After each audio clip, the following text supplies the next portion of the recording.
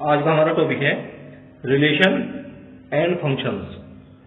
तो relation and functions के लिए सबसे पहले ये समझ लेते हैं कि कार्टेशियन प्रोडक्ट ऑफ सेट्स क्या होती है। Let A and B are two non empty sets, then cartesian product of A and B is denoted by A cross B such that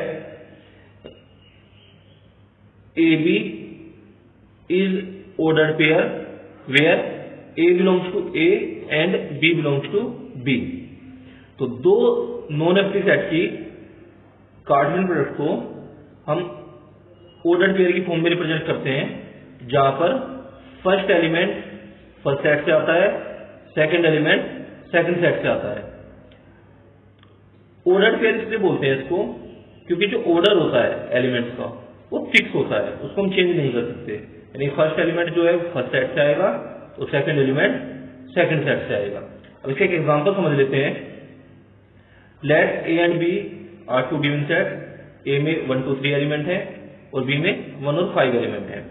तो ए क्रॉस बी होगा। अब हमें फर्स्ट एलिमेंट फर्स्ट सेट से लेना है तो सेकंड एलिमेंट सेकंड सेट से लेना है। तो हमने फर्स्ट सेट से 1 लिया, सेकंड सेट से 1 लिया, तो ये ऑर्डर्ड पेयर बन गया है। फर्स्ट सेट से 1 लिया, सेकंड सेट से 5 लिया, ये ऑर्डर्ड पेयर बन गया। फर्स्ट से 2, सेकंड से 1, 2 5 3 1 3 5। तो इस तरह से एक एलिमेंट पहले सेट से लेते हैं, एक दूसरे से लेते हैं और ये कार्टेशियन प्रोडक्ट हो जाती है। अब हम देखते हैं कि जो कार्टेशियन प्रोडक्ट है उसमें टोटल कितने एलिमेंट्स आएंगे।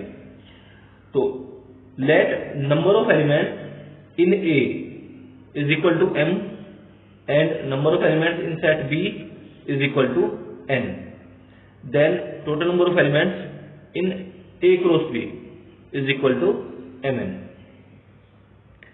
पहले सेट में मान लो m एलिमेंट्स हैं, दूसरे में n एलिमेंट्स हैं, तो टोटल एलिमेंट्स आएंगे कार्टेशियन प्रोडक्ट में वो mn होंगे। इसको यहीं पे समझ लेते हैं। जैसे हमने देखा यहाँ पे फर्स्ट सेट में 3 एलिमेंट्स थे, सेकंड सेट में 2 एलिमेंट्स थे, तो ए क्रॉस बी में कितने होंगे 3 into 2, तो 3 2 जा 6। तो देख सकते हैं इसमें 6 एलिमेंट्स है। तो इस तरह से हम किसी भी कार्टेशियन प्रोडक्ट में total number of elements find कर सकते हैं। अब अगर हम जो कार्टेशियन प्रोडक्ट है वो सिमिलर सेट के साथ लेते हैं, एक ही कार्टेशियन प्रोडक्ट ए के साथ ही लेते हैं, तो देखो फर्स्ट एलिमेंट भी इसी से आएगा और सेकंड एलिमेंट भी इसी से आएगा। तो 1 1 1 2 1 3 2 1 2 2 2 3 3 1 3 2 3 3। तो फर्स्ट और सेकंड दोनों ए से ही लिए जाएंगे। तो ये टोटल नंबर ऑफ एलिमेंट्स आ गए। तो ए फर्स्ट सेट में 3 एलिमेंट्स है, सेकंड में भी 3 एलिमेंट्स है, तो टोटल एलिमेंट कितने आएंगे 3 3 जा 9। तो टोटल एक रो में नंबर ऑफ एलिमेंट्स होंगे वो 9 होंगे। अब अगर हमें 3 सेट की क्रॉस प्रोडक्ट लेनी है, क्रॉस प्रोडक्ट है कार्टेशियन प्रोडक्ट है, A cross B cross C, इसको बोलते हैं ऑर्डर्ड ट्रिपलेट। तो ordered triplet ABC such that A belongs to A, B belongs to B, C belongs to C. तो फर्स्ट एलिमेंट फर्स्ट सेट से, second element second set से और third element third set से। तो इस तरह से 3 सेट की कार्टेशियन प्रोडक्ट फाइंड कर सकते हैं। अब इसका एग्जांपल लेते हैं। इफ अच्छा ये समझ लेते हैं कि अगर दो ऑर्डर्ड पेयर इक्वल हैं तो कब इक्वल हो सकते हैं।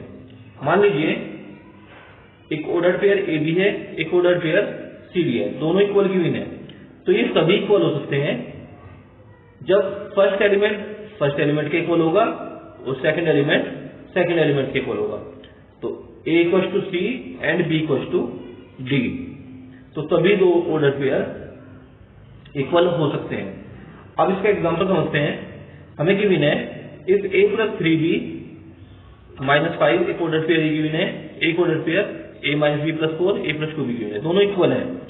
फाइंड a एंड b, हमें a और b की वैल्यू फाइंड करनी है। तो जैसे हमने बताया कि फर्स्ट एलिमेंट के इक्वल होता है, तो फर्स्ट एलिमेंट को फर्स्ट एलिमेंट के इक्वल पुट करेंगे। अब a और -b दोनों को इस साइड ले आएंगे तो साइन चेंज हो जाएगा, तो ये हो गया -a + b = 4। तो a से कैंसिल, 4b = 4, 4 से डिवाइड करेंगे, b इक्वल टू 1, तो b की वैल्यू आ गई। अब सेकंड एलिमेंट को सेकंड एलिमेंट के इक्वल पुट करना है, तो -5 equal to a plus 2b। तो जो हमने b की वैल्यू फाइंड की है तो उस b की वैल्यू को यहाँ पुट कर देते हैं। तो -5 equal to a plus 2 into 1, तो ये +2 हो गया, इसको इधर ले आएंगे -2 हो जाएगा। तो a इक्वल टू -2 -5 -2। तो इस तरह से हम किसी भी अननोन की वैल्यू फाइंड कर सकते हैं। एक एग्जांपल समझ लेते हैं। If a b c are 3 given sets, a हमने लिया है 1 2, b हमने लिया है 3 4 और c हमने लिया है 2 1। देन a क्रॉस b, तो जैसे हमने अभी एग्जांपल किया है, फर्स्ट एलिमेंट फर्स्ट सेट से लेना है, सेकंड एलिमेंट सेकंड सेट से लेना है। तो 1 3 1 4 2 3 2 4, तो ये a क्रॉस b आ गया। इसी तरह से b क्रॉस a, तो फर्स्ट एलिमेंट b से लेना है, सेकंड एलिमेंट a से लेना है। तो 3 1 3 2 4 1 4 2। तो देख सकते हैं कि a क्रॉस b और b क्रॉस a इक्वल नहीं है।